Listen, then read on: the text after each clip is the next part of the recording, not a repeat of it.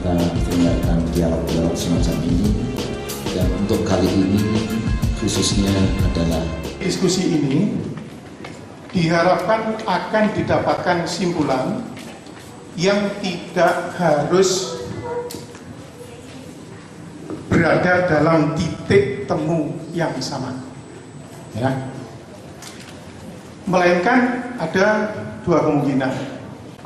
Kemungkinan pertama bisa ada dalam titik yang sama, kemungkinan kedua tidak. Dan ini adalah hal yang wajar. Kemudian diskusi pada hari ini bersifat akademik, maka harus mengikuti kaidah akademik yang berlaku, yakni pembicara dan peserta harus mempunyai sikap ilmiah. Nah, sikap ilmiah tersebut adalah kritis, konsisten, kemudian toleran. Artinya menghargai pendapat orang lain. Juga emosi dan prasangka harus dibuang jauh-jauh. Nah, ini sikap ilmiah. Ya. Yang ketiga, alokasi waktu yang diberikan oleh moderator kepada pembicara maupun peserta bersifat mengikat, ya, jadi tidak boleh diganggu gugat. Pembicara saya beri waktu masing-masing memaparkan materinya, cukup ataukah tidak, harus bisa mengalokasikan materinya dalam waktu 30 menit masing-masing. Kemudian pertanyaan, ini yang keempat, atau sanggahan oleh peserta harus to the point, ya, mengingat waktunya yang tidak memungkinkan berpanjang lebar. Karena itu kebijakan dari panitia ditulis dalam kertas, ya, supaya apa? Supaya bisa menampung pertanyaan sebanyak-banyaknya, tetapi dengan waktu yang singkat. Yang kelima, peserta dilarang melontarkan pernyataan, yel-yel, atau slogan-slogan yang mengganggu kelancaran diskusi. Yang keenam, seluruh peserta diskusi harus menjaga keamanan, kenyamanan, suasana persaudaraan, dan kebersihan ruangan. Yang ketujuh, diskusi insya Allah akan berlangsung hingga waktu asar. Ya, jika molor sedikit, diharapkan pembicara dan peserta dapat mengikutinya dengan khidmat agar mendapatkan hasil yang optimal. Kemudian yang kedelapan, mengingat kompleksnya topik yang dibicarakan, diskusi hari ini sudah pasti tidak akan mendapatkan hasil yang tuntas. Maka tentu akan diupayakan diselenggarakan diskusi-diskusi dengan tema berkelanjutan atau serial, sebagaimana yang sudah disampaikan tadi, mungkin dalam waktu dan tempat yang berbeda. Karena itu mohon bisa mencermatinya dengan sebaik-baiknya. Baiklah, Ibu Bapak sekalian, perlu diperkenalkan terlebih dahulu pemateri yang ada di depan ini. Tetapi kalau moderator yang memperkenalkan, itu bukan wewenangnya, ya. Jadi yang berwenang memperkenalkan adalah diri mereka masing-masing, ya. Mohon perkenalannya nanti pendek, tetapi sudah mewakili, menggambarkan masing-masing. Saya persilakan mulai Pak Grazia. Halo, Shalom, nama saya Gracia, saya dari STT Betani. Cukup Pak? Oh, latar belakang saya adalah mahasiswa STT Betani. Saya belum selesai kuliah. Saya semester 7. Ada lagi? Terima kasih. Monggo Pak Yanto. Selamat pagi semua. Nama saya Muriwali Yanto Matalu, tapi bukan orang Jawa. Saya asli Sumba, cuman di Sumba nama Yanto itu umum. Jadi sejak kecil saya sudah dipanggil Yanto sama bapak saya gitu. Istri saya orang Jawa, jadi sebetulnya sekitar 50% saya Jawa. Istri saya asli Jawa, asli Malang. Ya, saya membuka pelayanan sendiri, namanya Gerakan Kebangunan Kristen Reform.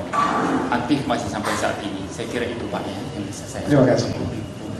Berikutnya Pak Ali.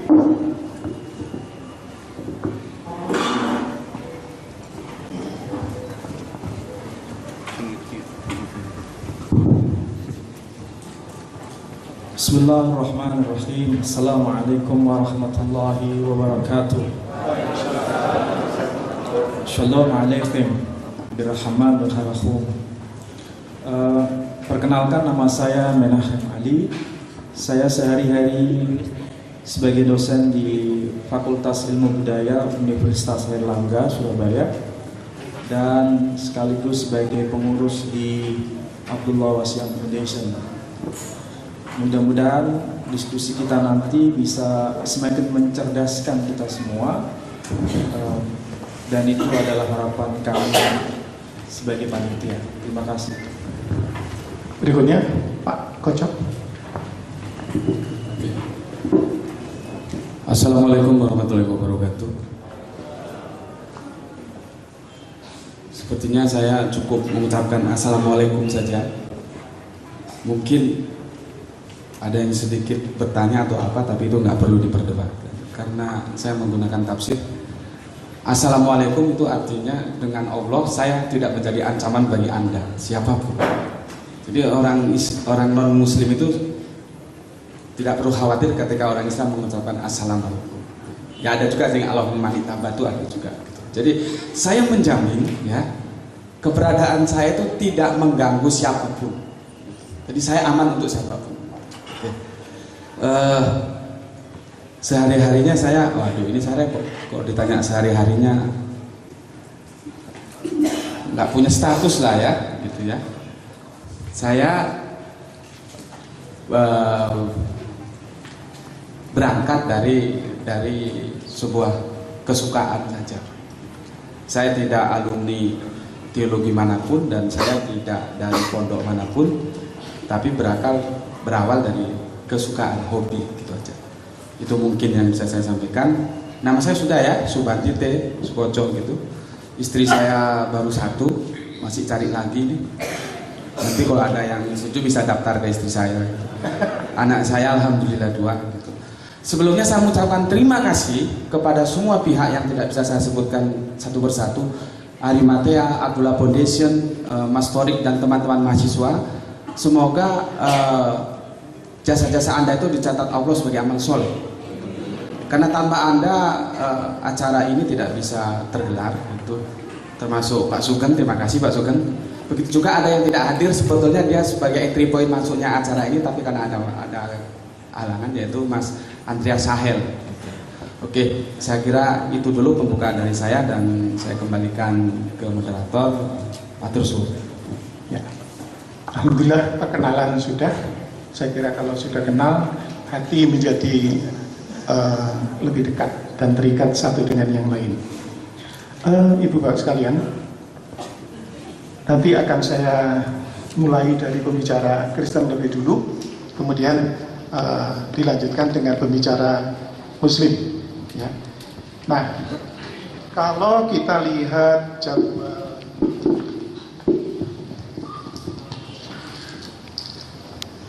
jadwalnya, itu kita sudah mundur setengah jam. Mudah-mudahan kita bisa memanfaatkannya. Sebelum istirahat dan sholat zuhur nanti, itu akan disampaikan paparan dulu. Jadi keempat-empatnya akan menyampaikan. Kemudian setelah zuhur, setelah makan juga, ya, sholat. Kemudian ada paparan jawaban pembicara dan dialog interaktif antar pembicara. sampai pukul 14.15. Kemudian pukul 14.15 sampai 14.45 ini pengajuan pertanyaan oleh peserta dan sekaligus dijawab nanti. Kemudian setelah itu sampai selesai dan ditutup. Ya. Nah, ini alokasi waktu secara global yang saya bacakan. Baiklah, itu Bapak sekalian, kita mulai saja.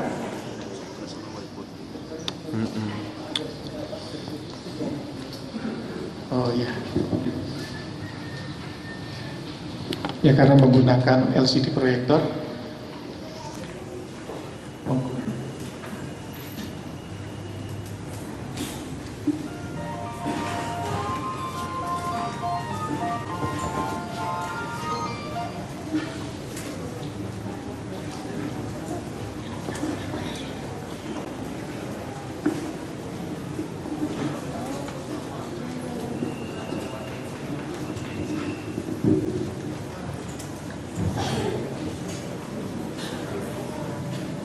Ya, saya serahkan kepada Pak Gracia. Ingat waktunya 30 menit ya Pak. Kalau kurang dari itu prestasi. Terima kasih. Bahasa Ibrani-nya shalom itu bahasa Arabnya salam. Terus kalau orang Ibrani ngomong alaikum, bahasa Arabnya alaikum. Jadi kalau orang Ibrani pada waktu saya ke Israel, bila bertegur sapa dia mengatakan shalom alaikum. Nah itu nanti di Arabnya salam alaikum, assalamu alaikum. Jadi dari tata bahasa pun sebenarnya antara Yahudi dan Arab, Islam itu dekat. Oke, kita akan memulai presentasi saya tentang Tritunggal, atau lebih tepatnya ketauhidan Tritunggal. Pertama-tama harus ditekankan kata Tritunggal itu tidak tertulis di dalam Alkitab secara literal. Tetapi Tritunggal adalah suatu dogma yang berusaha menjelaskan ajaran yang diucapkan oleh Yesus seperti yang tertulis di Matius 28 ayat 19. Jadi kalau Anda tanya Tritunggal asalnya dari mana? Dari mulutnya Tuhan Yesus. Yesus ngomong apa? Di Matius 28 ayat 19. Tu onoma tu patros. Ini bahasa asli Alkitab, ditulis dalam bahasa Yunani, saya bacakan. Tu onoma tu patros kaitu uyo kaitu agio pneumatos.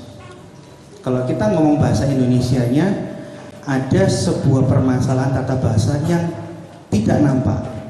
Tetapi kalau kita merujuk dalam bahasa Yunania, permasalahan tentang Tritunggal di kalimat ini akan muncul.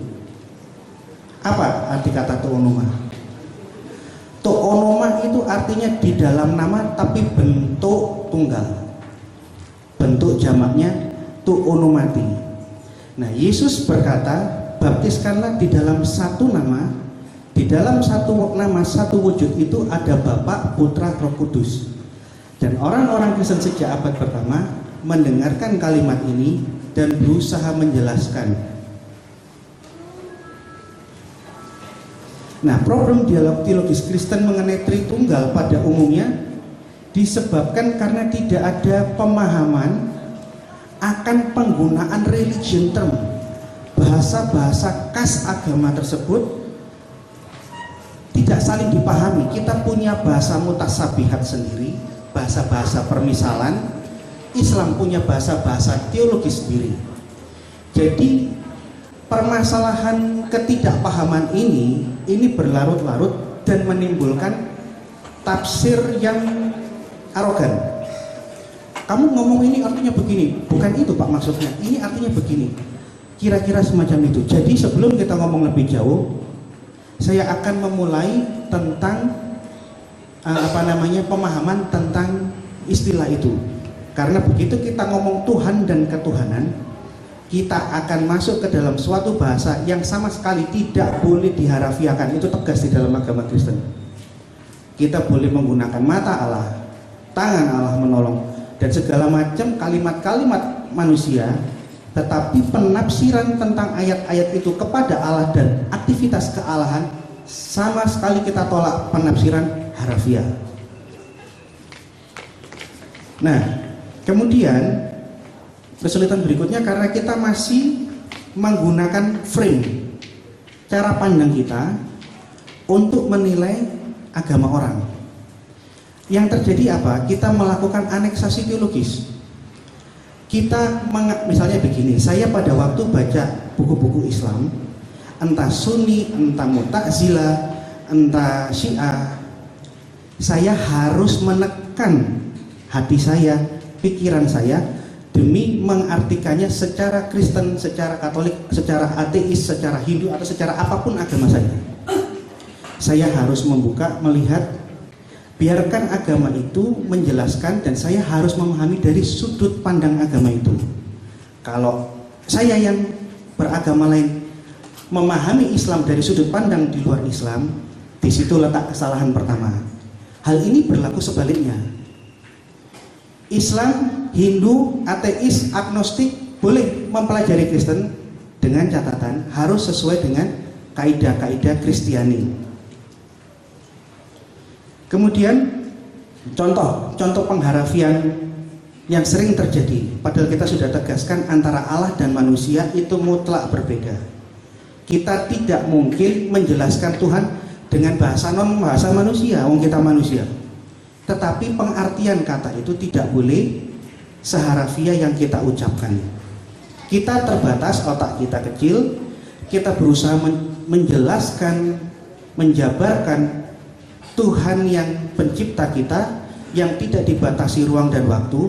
Artinya apapun yang keluar dari mulut kita terhadap Tuhan itu hanya pendekatan yang terbaik meskipun itu tidak tepat.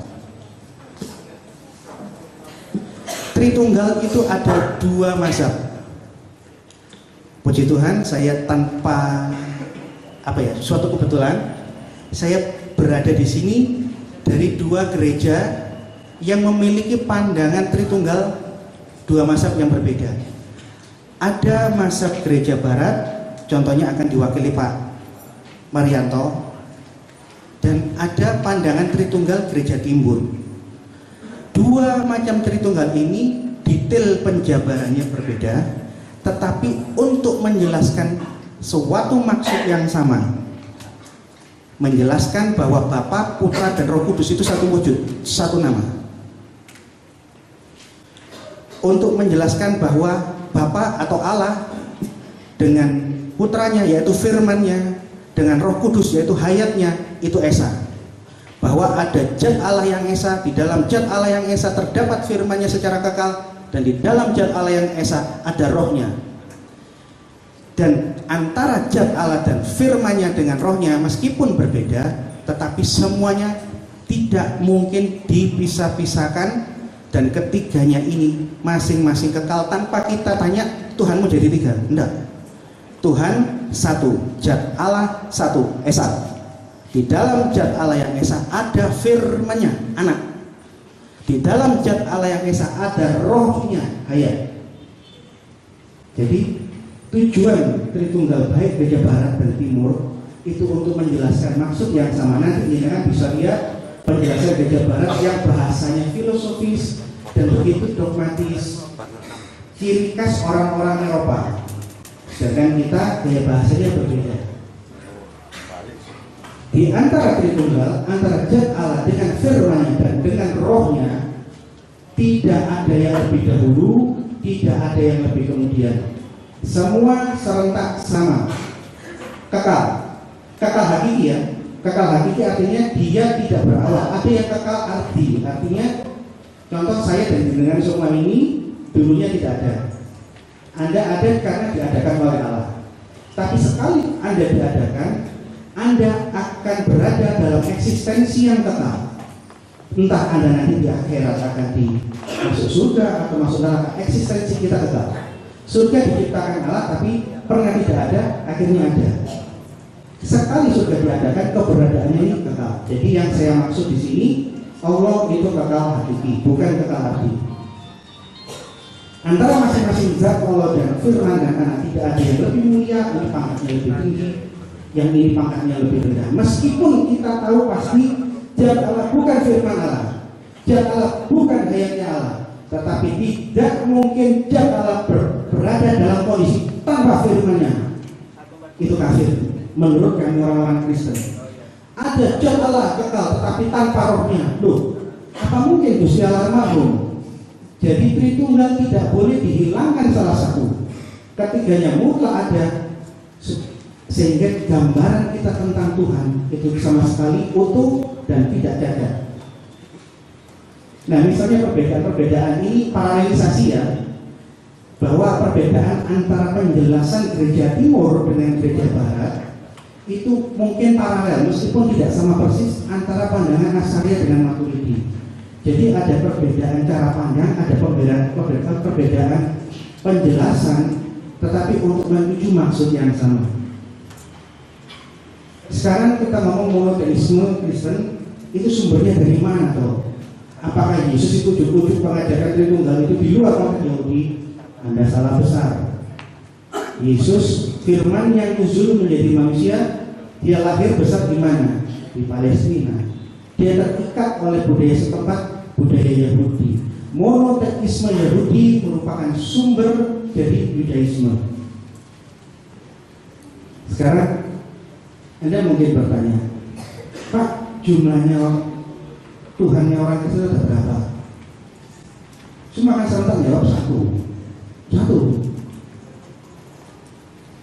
Yesus pun tadi Yesus ngomong tu onomatu patros, di dalam satu nama, satu wujud ada Bapa, Putra dan Roh Kudus. Yesus yang sama mengatakan, Guru, hukum yang terutama itu apa? Jawabnya Yesus di dalam Matius 12:29 apa?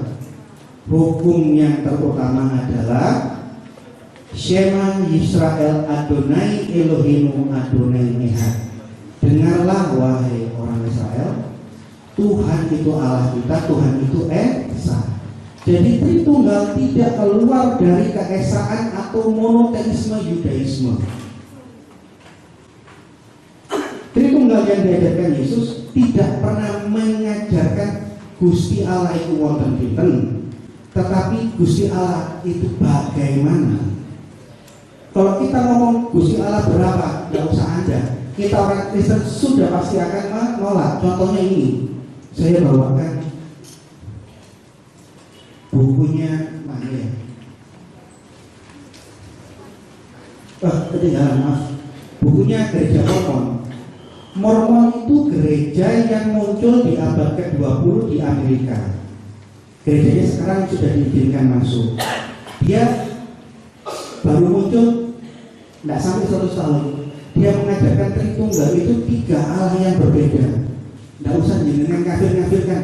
Seluruh umat Kristen, entah Katolik, entah Ortodok, entah Reformasi, entah Pentakosta mengatakan kafir berbeda. Jadi Bapa Tuhan tersendiri, Anak Tuhan tersendiri, Roh Kudus Tuhan tersendiri, dan ketiga Tuhan ini esa dalam keinginan, dalam kehendak. Ini ajaran yang baru muncul 100 tahun. Tapi dari abad pertama, Yesus dan semua rasul-rasul berpegang Shema Yisrael Adonai Eloheinu Adonai Echad. Tuhan itu Allah, Tuhan itu Esa. Dan di dalam Tuhan yang Esa itu ada zatnya Bapa, ada firman-Nya Anak, dan ada Roh Kudus. Jadi Tritunggal itu menjelaskan kebagaimanaan Tuhan yang Maha Kuasa menurut pandangan orang Kristen. Menurut mazhab gereja timur, gereja-gereja ortodok. Jadi kalau dengan lihat gereja ortodok Yunani, ortodok Rusia, ortodok Syria, ortodok Koptik, dan berbagai macam gereja ortodok, doktrinnya sama, bahwa Bapa itu adalah zat Allah sendiri, Bapa itu adalah Allah.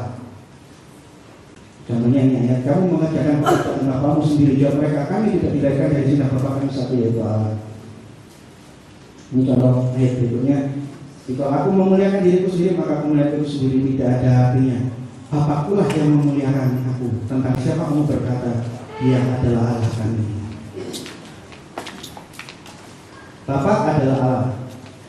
Di dalam zat Allah yang saya ulangi nanti sekali lagi supaya Anda bisa paham.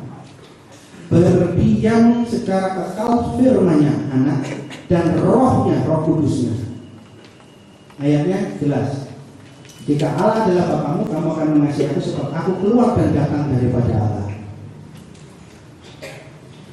Sekali lagi saya tegaskan, firman Allah berbeda dengan zat Allah. Kita sangat-sangat paham mana zat Allah, mana firman Allah. Tetapi antara firman-Nya Allah dengan zat Allah mustahil kita pisahkan, atau dia merupakan entitas yang terpisah-pisah. Mustahil itu menurut pandangan orang Kristen. Firman wajib kekal dan sehakikat dengan Allah. Bagi orang Kristen, ajaran firman Allah adalah ciptaan dikategorikan bid'ah.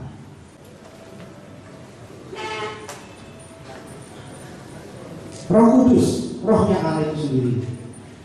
Ayatnya, jika penghibur yang datang, yang akan kuutus dari Bapa datang, yaitu roh kebenaran yang keluar dari Bapa, Roh Kudus ada di dalam Bapa, yang keluar dari Bapa, ia akan bersaksi tentang aku. Roh Kudus atau Roh Allah itu wajib berdiam secara kekal di dalam zat Allah. Dia tidak berawal, artinya dia kekal hakiki. Dia bukan ciptaan, dia sehakikat dengan Allah. Roh Kudus adalah hayatnya Tuhan. Bapa atau zat Allah memang dapat dibedakan dengan rohnya atau Roh Kudus, namun tidak pernah sekalipun dijumlahi Allah atau Bapa berada tanpa rohnya. Sekali lagi, kalau Bapa ada tanpa rohnya, Gusti Allah itu mati. Tidak mungkin kami tolak itu kafir. Allah wajib ada serentak dengan firman-Nya dan rohnya. Ketiganya beda tapi tidak bisa terpisah-pisahkan. Saya ulangi lagi, jika dikurangi salah satu, kita menggambarkan Allah yang gagal.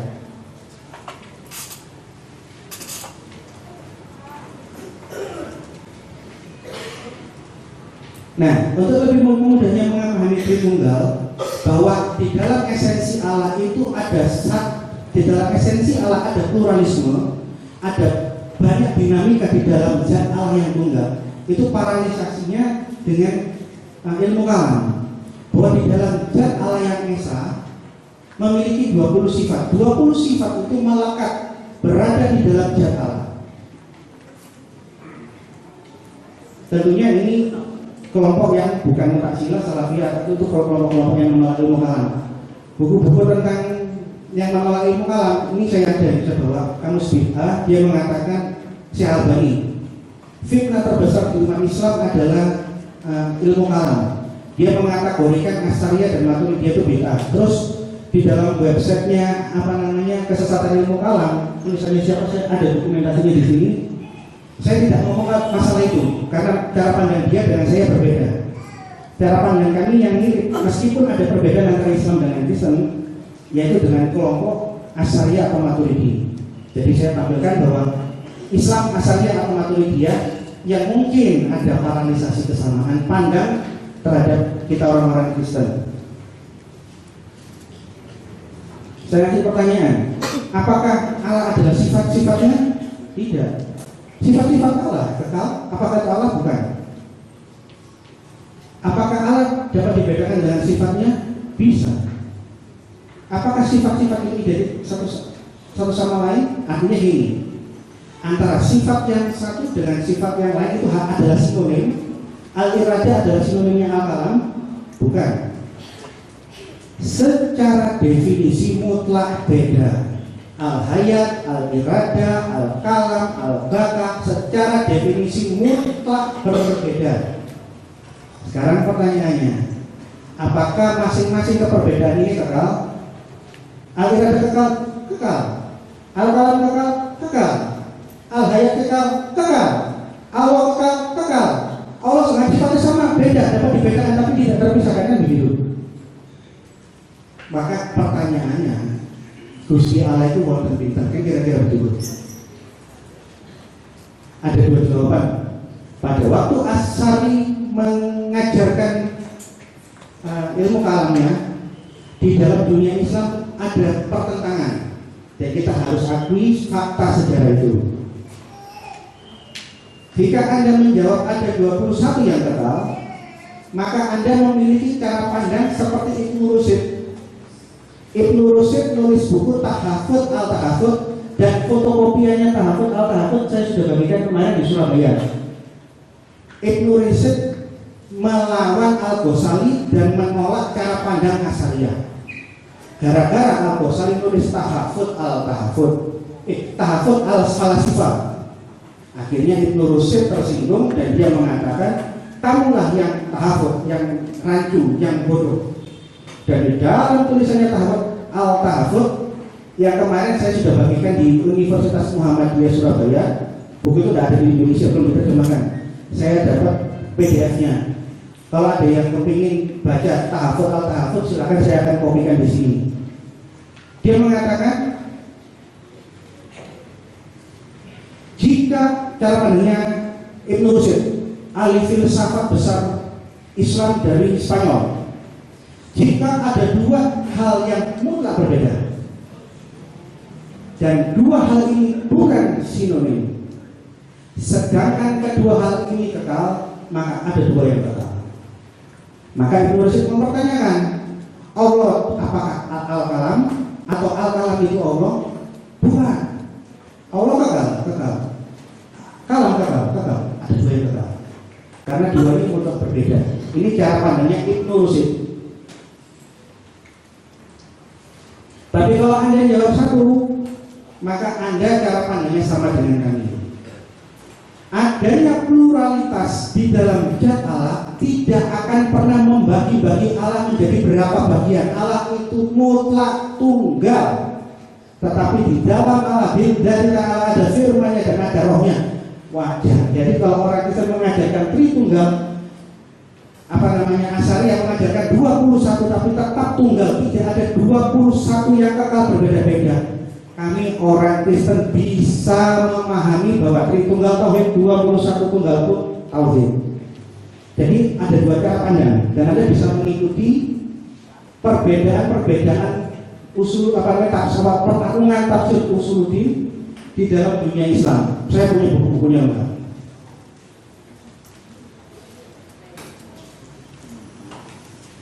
Abdul Masih Al-Kindi ini beda dengan Al-Kindinya Islam ya. Abdul Masih Al-Kindi itu hidup di abad ke-8. Ini orang Kristen. Dari namanya Abdul Masih, artinya hamba Al-Masih, ini pasti orang Kristen. Dia hidup sejaman dengan ini, Abu Ranito. Saya bawakan bukunya teolog-teolog Arab di zaman sebelum Asy'ari hidup. Ini Defending People of the Truth in the Early Islamic Period, Abu Ranita, Christian Apologetic.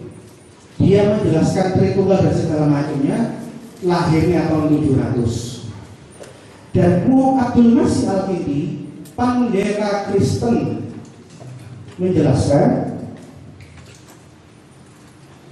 bahwa Allah itu esa dan tiga hipostasis. Bahasa Yunani-nya itu hipostasis. Hipostasis itu diterjemahkan menjadi dua kata, sifat atau uknum. Jadi kalau jenengan baca tulisannya pendeta-pendeta Arab, teolog-teolog Arab, bahwa hipostasis itu diterjemahkan dengan dua kalimat, bisa sifat, bisa uknum. Pada halaman 33 buku Apology Al-Kindi, dia menulis buku pada waktu dia ditanya sama Khalifah Al-Ma'mun dinasti Abbasiyah, jelaskan tentang Tritunggalmu kepada kami. Di zamannya Abdul Masih Al-Kindi, Islam waktu itu masih belum ada Asy'ariyah, belum. Asy'ariyah tahun 900 pada waktu dia khotbah di Irak, di Basra. Saya anaknya si Fulan, kalau kamu mengenal si Fulan, bahwa akulah dia, dan dia, saya menyatakan diri keluar dari Mu'tazilah, itu kan tahun 935, bukan di zaman itu, kita 200 tahun lebih awal. Dia mengatakan di dalam halaman 33, fa'amma sifati dzatihi tabaraka wa ta'ala wa jauhatu kalimat wa ru'ah salim. Adapun sifat zatnya Allah yang esa, maha terpuji dan maha tinggi Allah, adalah memiliki firman dan rohnya. Ini yang tulis pendeta Arab abad ke-8, 200 tahun sebelum Masehi muncul dan mengajarkan sifat-sifat Allah. Orang Kristen Arab sudah menerjemahkan bahwa hipostasis dalam bahasa Yunani atau persona dalam bahasa Latin menjadi uknum dan sifat. Ini tulisannya.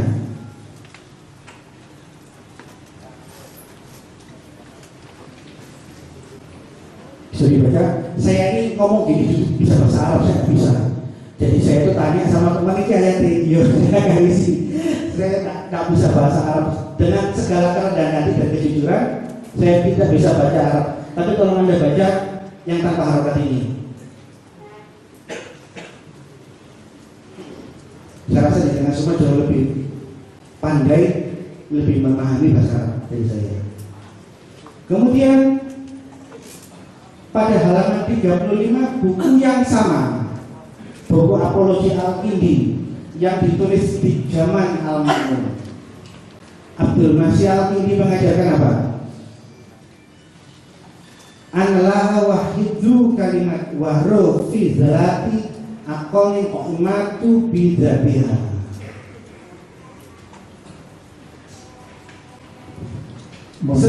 Waktunya tidak 5 menit. Ya, sesungguhnya Allah itu berapa? Esa, yaitu dengan memiliki firman dan roh dalam 3 hipostasis yang berdiri di dalam al-indo, tidak di luar Allah. Jadi barang siapa yang mengajarkan Tritunggal adalah 3 keterpisahan seperti ajarannya orang-orang Mormon, kita menolak itu kafir. Tidak usah ini ada ngomong kafir, kita katakan bid'ah kamu. Karena ketiganya wajib mutlak ada di dalam zat Allah yang esa. Ini tulisannya di halaman 35.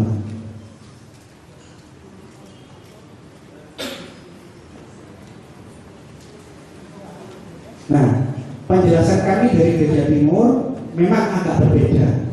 Nanti di bagian yang lain, pendeta Yanto dari Reform Gereja Barat akan menjelaskan dengan gaya orang Eropa, dengan cara filsafat, dengan cara filosofis, dengan cara yang berbeda.